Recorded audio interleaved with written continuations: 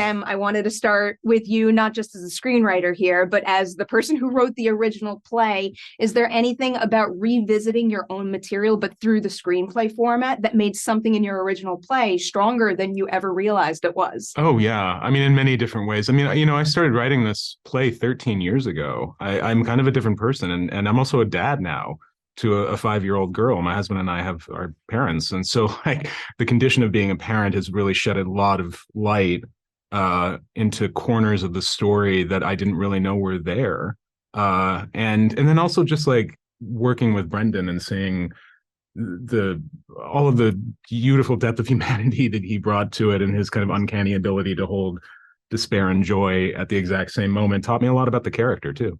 So speaking of Thanks. that, to specify something, what would you say is the biggest difference between the play and the movie for folks who haven't seen the play? Yeah. The spine of the story is pretty much identical. I think probably the largest change is the missionary character played by Ty Simpkins.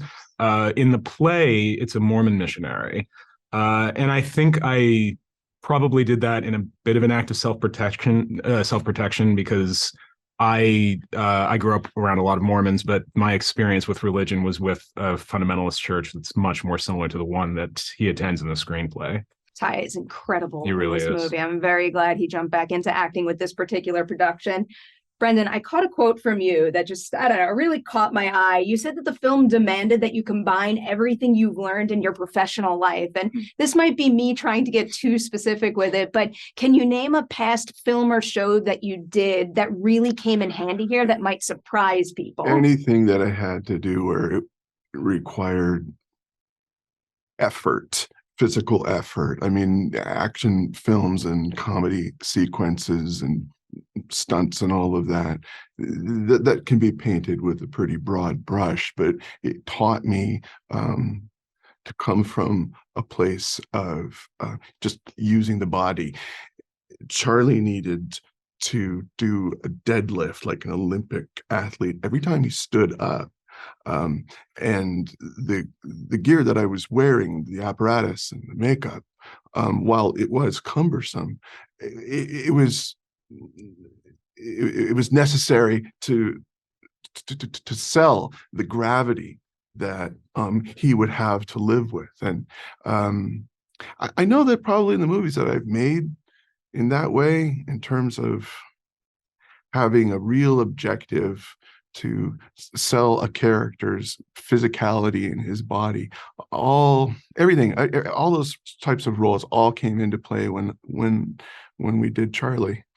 Yeah. Wanted to talk a little bit about your collaboration together on set, because I was reading that, Sam, you were on set all the time, which, it's a little unusual for a screenwriter to be that involved. So what signaled to you that you would best serve the project if you were on set that in that capacity? And then Brendan, what was it about having Sam on set that really influenced your performance for the better? I mean, this is a pretty unique situation in terms of screenwriting, given that like this is a play that I wrote from a very personal place. And, I followed this play around in the first 4 productions, doing rewrites and working very closely with the cast. And so, it would be, I think, a different situation if like Darren thought up an idea for a story and then hired somebody to execute it for him.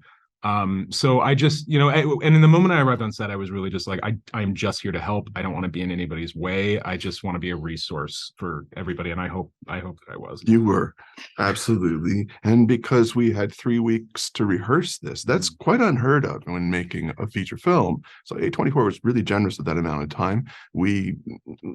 Day one, Darren declared us a theater company, and we took to the rehearsal space with a taped out floor of the apartment, a 1-to-1 sizing, and we approached it as would his production when it was on stage. We learned how to play the part before we actually got to the build set, because it would be such tight conditions, and a film set's quite cluttered and sometimes like a submarine crew, really, and we'd be on top of each other, but we already knew what the story was. So by having Sam there, it was helpful to always have the writer there to refer to help explain the history of a line or a need that one character might have that maybe worked on stage but had to translate to the screen. And he would sometimes give us maybe an additional line or reword it a little bit.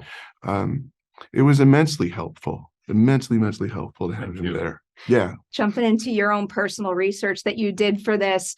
So we get like the broad strokes on screen, but is there anything you came across in your research, like a teeny tiny small detail that we don't necessarily see in the center of a frame or hear about via dialogue, but you still had to hold tight to it and we can feel it informing your performance now? Yes, I worked with the Obesity Action Coalition, who are an online support group for people who live with obesity.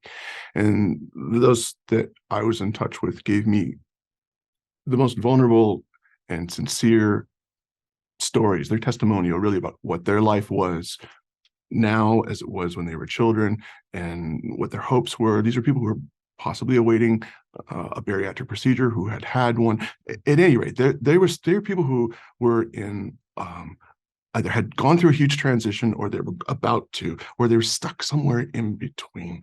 And for what I learned from them was that we're all just people at the end of the day. We all are. And it's difficult to connect with those that we love the most when we are confronted by what society does its very best to dismiss them. This is a story that lets us look inside Charlie's apartment. It opens the door and invites us in to see who he is and the challenges he has. I felt that everything I learned by that consultation definitely informed who Charlie was. So incredibly effective in that respect. I have one last quote that I wanted to reference that I caught that you said, "It was such an intensely personal journey and I came out the other side transformed." So how do you think going forward that transformation that you experienced is going to influence the projects you take from here on out in terms of, the stories that you feel passionate about telling, but also the types of collaborators that you want to keep working with? Well, the hope is that you'll find material that's meaningful to not only everyone creating it, but your audience too. Now that can be a big ask sometimes when looking for something interesting to do.